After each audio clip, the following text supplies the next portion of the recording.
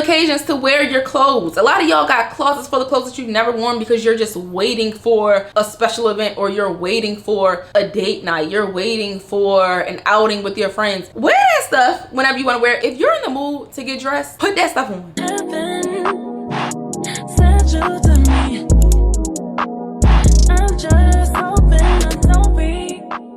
Hey girl, welcome or welcome back to my channel. If you're new here, my name is Trinity and I'm here to help you to become the best version of yourself, your highest self, your dream self. So if you're into content like that, make sure you hit the subscribe button. Before we even get into it, please excuse the sound of the lawnmowers outside. I don't know why they would conveniently be outside my window when it's time for me to get on my Zoom. But yeah, I wanted to make this video because y'all know I'm all about self-care and pouring into yourself and just making yourself feel good. And a lot of people think that you gotta spend a whole lot of money in order to indulge in self-care, and that is not true at all. You don't have to go to the spa and spend hundreds of dollars on a massage. You don't have to go stay at luxury hotels. You don't have to treat yourself to a bag or something luxurious. You can experience luxury and self-care without breaking the bank, and you can actually do it for free. Self-care is so important because you can't pour from an empty cup. You have to make sure your cup is full before you start pouring into everyone else. Me, I'm a mom, I'm an entrepreneur, I'm a content creator slash influencer, I have a boyfriend, and I realized, especially after becoming a mom, that I'm no good to anyone if I'm not good to myself first. So let's get into some very practical, affordable slash free ways to indulge in self-care. Number one, trust your instincts. This is something that a lot of people struggle with, and personally, I struggle with this for a while because of relationships. I stopped trusting myself. I stopped trusting my instincts and trusting my gut because I felt like I wasn't able to make good decisions. I ended up in relationships that were no good for me, and I came out of them feeling so depleted and just so low in confidence, mentally, spiritually. So it was hard for me to trust that I knew it was best for myself. It was hard for me to trust that inner voice, and even to know when it was God speaking to me in certain situations. There are two things you can do to strengthen your relationship with yourself and strengthen your trust in yourself. First, I would recommend making decisions without asking people for their opinions. You can literally practice this in every aspect of your life. Even when it comes to what you're gonna put on, like what you're gonna wear to an event or something. Don't ask everyone what they think you should wear. Don't ask everyone which option they prefer. Don't ask people how you should get your hair. Don't ask people who they think you should date. Don't ask people if they think someone is good for you. 9 times out of 10, if you gotta ask somebody if someone is good for you, that person is not good for you. So that's it on that. But as far as everything else, you can't learn to trust yourself and to form your own opinion. You can't know what you like and what you prefer if you're constantly listening to everyone else around you. If you gotta run all your decisions past a whole bunch of different people, you are a collective of all of those people's opinions and thoughts. Listen to your gut and trust that if you do make the wrong decision initially, you'll eventually get back on track and you'll eventually figure out what's best for you in that situation. I had to let go of my therapist for a while. I've actually told this story before, but I was in therapy for like 3 years straight, and I eventually got to the point where I felt like I had the tools to be able to make my own decisions without consulting my therapist first. Because for a while, whenever situations would arise, I would feel like I needed an appointment right then and there or within the next 24 hours so that I could know what to do in that situation or in that scenario. And I hated operating like that. I wanted to be able to make my own decisions without talking to my therapist or anyone else. I didn't want to have to vent to somebody and hear what they had to say before I decided what I was going to do. I took a year off of therapy just to strengthen my trust in myself. And if I do say so myself, I've been doing a pretty good job. So definitely trust your instincts and trust that you know what's best for you. And oh, I forgot to say the second way to strengthen your trust in yourself. Not even really in yourself, but in God, and just knowing when it's his voice talking to you. You gotta strengthen your relationship with him. You have to talk to him more. You have to spend more time in your word, pray more, do all the things, because there's no way you're gonna recognize God's voice if you never talk to him. But we're gonna keep that part short. Trusting yourself and trusting your instincts is self-care because it builds the relationship that you have with yourself. And when you have a good relationship with yourself, your confidence increases, your self-esteem increases, and your self-worth increases. is. All right, moving on to number 2. Control the controllables. I talk about this all the time. Control the controllables was probably single-handedly the best piece of advice anyone has ever given me, especially pertaining to like my confidence and how I feel about myself. And if you're wondering what exactly it means, it literally means what it says. Control what you can control. You should not be worrying and stressing yourself out over things that are not in your control. And you can look at this so many different ways. One, if there are things about yourself that you don't really like, or if there are things about yourself that you wish you could change, if you cannot change them right now, if you don't have the money or the means to change those things right now, stop stressing about it. Stop letting it make you hate yourself. Stop letting that prolong your self-love journey. You have to love yourself regardless of whether or not you can change those things. When I mention controlling the controllables, I always mention the fact that I wish I had bigger you know what, but I don't let that make me hate myself. I don't look in the mirror every day and say, oh my God, I wish I had bigger boobs. I wish I filled my clothes out better. I don't say that. I used to years ago when my confidence was really low, but now I accept the fact that I would like more up there, but I don't dwell on it for a long time. It's just like a fleeting thought at this point. I dress in a way now that I feel comfortable in with the body that I have. I remember years ago feeling like my nose was big. I don't feel like that anymore. I don't know if I grew into it or if I was really just tripping back then, but I eventually got to a point where I was like, look, stop harboring on this. Like, you cannot keep staring in the mirror every single day talking about how much you hate your nose, telling yourself that your nose is big, telling yourself that you would be prettier if it was smaller or if it just looked different in general, because that is doing nothing for you. You could literally be building up your confidence right now, but you're tearing it down little by little every day when you keep constantly saying the same thing to yourself. I did not have the money or the means to go and get a nose job, so I just had to stop worrying about it. You cannot change your hair texture, so stop hating your hair, stop hating your skin complexion because you cannot change it. Learn to live with it, learn to love it. The same way you learn to hate it, you can learn to love it. So train your mind to appreciate those things and to love those things, and then in the future, if you want to do something about it, then okay. But for right now, if it's not in your control, stop worrying so much about it. And that goes for so many other things. Right now, as an entrepreneur in the beauty industry, business is slow. And I'm not even just talking about for me. Like, I have talked to plenty of different entrepreneurs in the beauty field who are saying the same thing. This is a really, really slow season. For a lot of us, it's the slowest season we've had probably in our whole career. But me personally, I'm not about to just sit at home and cry and whine and complain about the fact that I'm not fully booked anymore. Here they go with them lawnmowers. I'm gonna do what I can. I'm gonna use my time wisely. I was just telling my friend the other day that God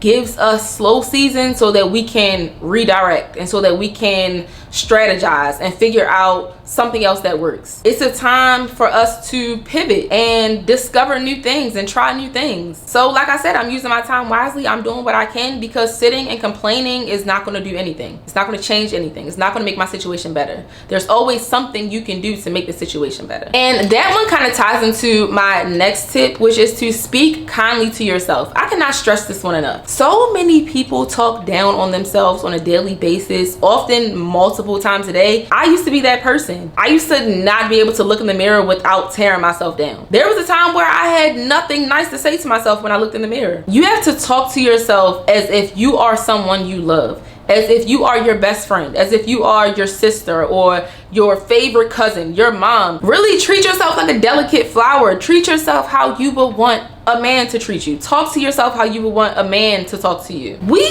often feel like the things we need always have to come from outside sources, and they don't have to come from outside sources. Anything someone else can give you, you can give to yourself. Of course, it's a plus for other people to give it to you as well, but everything you need is within you. Whatever your love language is, you can give that to yourself. Another way to practice self-care for free is by setting boundaries. Boundaries are so important, and I know a lot of y'all are probably scared to set boundaries because you don't want to run people off. You don't want people to cut you off. You don't want them to think that you're difficult, but it's about not saying no to yourself just to please other people. Most people who don't like setting boundaries are people pleasers. You don't like upsetting people. You don't like being confrontational. You don't want to seem combative. First off, confrontational and combative are two different things. Being confrontational is not always a bad thing. That just means you don't mind making things a little uncomfortable, having uncomfortable conversations, having to go back and forth with people in a respectful manner. I've I've never really been scared of a little bit of confrontation. Because one thing about me, I'm gonna speak up. If I don't like something, I'm gonna speak up. If something is wrong, I'm gonna tell you, because I like to give people the opportunity to fix things. And I don't like to sit in misery. I'm not gonna just sit in misery just so that you're comfortable. We're not doing that. Because when you do that, you're basically saying you matter and I don't. And at the end of the day, when you love someone, both of you matter. It's not just the other person. So you gotta be able to find like a middle ground. You gotta be able to tell people no sometimes. You gotta be able to have limits with people sometimes. Yes, it might make things a little uncomfortable, but you gotta realize that if people don't want to respect your boundaries, like if they're standing firm on not respecting your boundaries, they gonna have to go. They're not the people for you. And I'm not even gonna say you gotta cut people off right away when they don't wanna flow with your boundaries, because it's normal for someone to kind of give you some pushback when you're setting a boundary, especially when you're doing it for the first time. Like if you have been a people pleaser your whole life and you just all of a sudden start setting boundaries with people, they gonna give you some pushback. So you might have to give it a little bit of time. Like I don't recommend just straight cutting people off right away. But like I said, if they are standing firm on the fact that they don't want to respect those boundaries, then they gotta go. Boundaries are so important because they help you to still be pleased with yourself and happy with yourself after you make a decision that involves someone else. Yes, sometimes you have to make sacrifices, but it's up to you to decide what sacrifices are worth it. It's up to you to decide what sacrifices you're willing to make. And no one can really be mad at you for that. At the end of the day, you gotta do what's best for you. You have to look out for you, because no one's gonna look out for you the way that you will. Another very simple and affordable way to practice self-care is cleaning and decluttering. Sometimes all you gotta do to feel better is clean up your space. Whenever I'm feeling like very overstimulated or just very stressed out, my space often reflects that. And the moment I declutter or clean up, I feel so much better. Like my mind feels so much more clear, and that's a form of self-care. When you're in a funk, you don't always feel like cleaning up. You don't always feel like cleaning up when you're sad. You don't always feel like taking care of your space or yourself, period. But even though you may not feel like it, cleaning up your space will give you that mood boost that you need. It'll make you feel good about yourself because you just took the time to do something that you really didn't feel like doing. You'll enjoy your space more. I just feel so much more at ease when my room is clean or when my apartment is clean in general. I literally decluttered my whole entire apartment the other day. I decluttered my bathroom, my linen closet. I had stuff everywhere. I decluttered my drawers in my kitchen, because if you know, you know, they turn into junk drawers real fast. I cleaned out my fridge. I cleaned out my coat closet because that turned into like a whole little storage unit. I need to do my car next, but I just felt so good when I finished. Sometimes you don't even realize your space is what's affecting your mental. Like we be thinking it's the other way around, but oftentimes it's your space that's making you feel the way you feel. And you can romanticize the process. Like turn on some music, light a candle, buy yourself some flowers afterwards so that you can just liven up the space a little bit. But I'm telling you, it definitely makes a difference. My next tip is to get dressed. Y'all know I've been talking about this for a while now. It's been some months, because one of my goals for this year was to look put together and just more polished on a regular basis. For the longest time, I would only really get dressed and put effort into my look if I was really going somewhere. If I didn't really have nowhere to go, or if I wasn't going anywhere that was real serious, I would just throw on anything. And I'm not even gonna say I was throwing on anything hoping that no one would see me, because I honestly did not care. I didn't care if people saw me, because I was like, I mean, I'm not going to the prom, I'm not going on a date, like I'm just going to run errands, I'm just going to the grocery store. But I realized that it's not always about where you're going. It's about making yourself feel good and looking good for yourself. You shouldn't be getting dressed up for other people. You shouldn't be getting dressed up just because you have somewhere to go. I mean, you can if, you know, that's your prerogative. But me personally, I have built so much confidence just from getting dressed just because. I'm telling you, try it, it works. And it changes, it varies from day to day. Some days you might want to wear sweatpants. Looking put together doesn't mean not wearing sweatpants. You just gotta know how to make it look like something. Make it look a little elevated. Really think about what you're putting on. You know what I'm saying? Like, just put effort into your look and do it for no reason. Don't just do it for a special occasion. Stop waiting for special occasions to wear your clothes. A lot of y'all got closets full of clothes that you've never worn because you're just waiting for a special event, or you're waiting for a date night, you're waiting for an outing with your friends. Wear that stuff whenever you want to wear it. If you're in the mood to get dressed, put that stuff on. I even got to the point where I stopped asking people what they were wearing when we were going out, because ultimately I don't care. It's about how I feel, what mood I'm in, how I want to dress that day. Number 7, slow down. I know hustle culture is real. A lot of us want to be on the go all the time, always got stuff to do, always moving real fast, always in a rush. Relax, chill, give yourself time to move slow. This is one thing I've been practicing for a while now. Of course, I'm not like perfect at it. Like, I don't do it all the time. I often have to catch myself and tell myself, like, girl, bring it down a notch, relax, take your time. Because I get so overwhelmed and so overstimulated so easily, and I like to be calm. I don't like to be all over the place all the time. And I definitely don't want to be a part of hustle culture no more. Like, those days are over. I feel my best when I'm able to take my time, when I don't have to rush. I try to wake up before Jax. It doesn't happen every single day, but I try to wake up before him just so I can have a slow morning sometimes. Once he's up, I gotta tend to him. I gotta tend to his needs. And sometimes I gotta put my own needs on the back burner. And to avoid that, I get up a little bit before him just so I can do the things I want to do without interruption. I think slowing down is a very easy way to romanticize your life as well. And romanticizing your life is a big part of self-care. I romanticize so many different parts of my day. My shower routine, I do not rush in the shower because that's my me time. I talk to God in the shower. If I need to cry, I cry in the shower. That's my time to myself. That's my time to really pour into myself and to really just get to appreciate all my body care products that I spend a whole lot of money on, because y'all know I love me some body care. If you're a mom, just think about that first shower you had after you had your baby. Y'all know that first shower be hitting different. And I feel like ever since then, my shower time has been so sacred to me. So take your time, romanticize that time, romanticize your skincare routine. Everybody be saying, I don't have time to do things for myself. I don't have time to do a skincare routine. I don't have time to do my makeup. I don't have time to get dressed. You have time. You just have to prioritize it. And it doesn't have to be a whole lot of time, but give yourself enough time to be able to romanticize it. You don't want to throw something in that you're going to have to rush through. Even when you're in the house, if you're a mom and you're doing a bunch of things for the kids, or if you're a wife and you got to do stuff for your husband, take your time and do those things. You do not have to rush. You don't have to rush to clean up. You don't have to rush to cook dinner. I mean, yes, you might want to have those things done by a certain time, but I'm telling you, you're going to feel so much better when you're calm and doing these things. A lot of us are so stressed out and overstimulated by the end of the day because we're rushing through everything we have to do. Nobody's rushing you but you. My next tip is to get enough sleep. A lot of us underestimate this one. We don't realize how much lack of sleep affects us. I've been literally forcing myself to go to sleep early lately. And early for me is like between 11 and 12 o'clock because I can stay up until like 2-3 o'clock in the morning if I allow myself, especially because I'm a night owl, so my ideas flow the best at night. It's like I don't start getting ideas, like my brain switch doesn't even flip on until I get in the bed.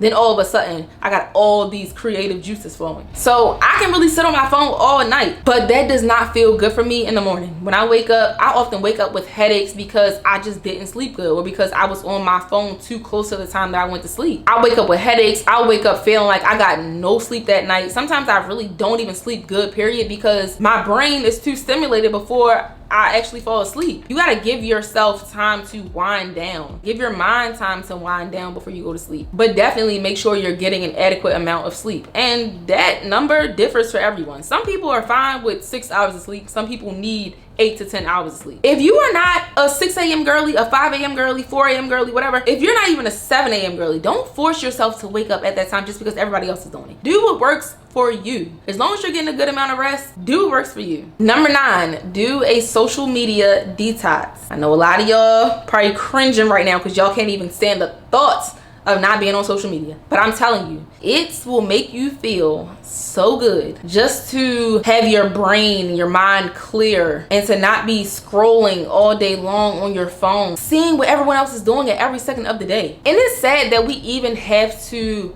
suggest that. Like, it's sad that social media detox is even a thing, but y'all know Instagram and TikTok and even YouTube is like running our lives at this point. And sometimes you just gotta step back, like put your phone down, even if it's for a day. Give yourself a no phone day. Give yourself a no social media day, or maybe you'll do it for a week. Some people like to do it for 30 days. I've done 30 days before and it did some things for me, okay? I know how to do my work things and not be online all day long. And I'm also at a point where the things I see on social media don't bother me. Like, seeing people buy houses and drive fancy cars and carry nice bags, seeing people getting married and just having these big families, that stuff doesn't bother me. It doesn't make me feel like I'm missing out on something. I don't have FOMO. It doesn't make me feel like my life is less than. Seeing people in luxury apartments doesn't make me feel less than. It doesn't make me hate my life. And I know that's not the case for a lot of people. So if you're in that group of people who can't really handle all those things, you might need a detox for a little bit. And that will make you feel better about what you got going on. It will help you to find value in what you have going on. It'll help you to appreciate what you have going on. You got to do what's best for you. Do what's best for your mental. If you're following too many people who you don't relate to and you need to see more people you can relate to, if you need to see more people who look like you or people who live the same lifestyle as you, follow more people like that. You might not even have to get off of social media, but follow more people like that. You got to take care of your mind. You got to take care of yourself and make sure you're taking in things that are healthy, things that feed your mind and inspire you and make you feel good. And last but not least, try something new. This one might require you to spend a little bit of money, but it doesn't have to be expensive. It can be something very affordable. Trying something new can mean trying a new skill, getting a new hobby. Maybe you want to pick up like tennis. Maybe you want to learn how to swim. That's something I want to do very soon. Maybe you want to take a dance class. Maybe you want to start going to the gym. Get a gym membership. Start Pilates or yoga, something to get your body moving. Do something you've never done before. If you don't know how to cook, learn how to cook. Really just take time to experiment with cooking. It's not even that hard. Try some new foods. When you go out to your favorite restaurant, try something new on the menu. Don't get the same thing you always get. Try a new drink. There are so many different things you can do. There's so much in the world that you have yet to experience. Giving yourself new experiences is one of the most fulfilling ways to practice self-care. Even when it comes down to going on vacation. I know we're talking about affordable stuff, but I just want to mention this. Go somewhere that's not your typical vacation spot. For my birthday this year, I went to Panama, the country, not Panama City, Florida. The sun is like going in and out. Now I remember my dad was like, what made you choose that? Because he's one of those people who want to go to Cancun all the time. He thinks about Cancun and Jamaica when he thinks about vacation. And those are not the only two countries in the world. Like, there's so much more of the world to see, so much more of the world that you can experience. And I want to see all the different parts of the world. So try something new in that aspect. Go to a new city. A lot of us are just stuck in our own ways and stuck in our habits and stuck in our everyday routine that we're literally scared to try new things. There's nothing wrong with trying new things. Even when it comes down to like who you date, who you hang out with, try new things in those aspects too, because you'd be surprised how much that can elevate your life and change your life and improve your life. All right, that's it for my list of 10 things you can do to indulge in self-care for free or affordably. Hopefully y'all enjoyed this video. I hope this helped you to realize that you can indulge in self-care without breaking the bank. Loving on yourself and pouring into yourself does not have to be expensive. It doesn't have to be this big luxurious aesthetic thing. It can be very practical, very simple, very affordable. As always, thank y'all for watching. I love y'all so much, and I'll see you in the next one. Bye.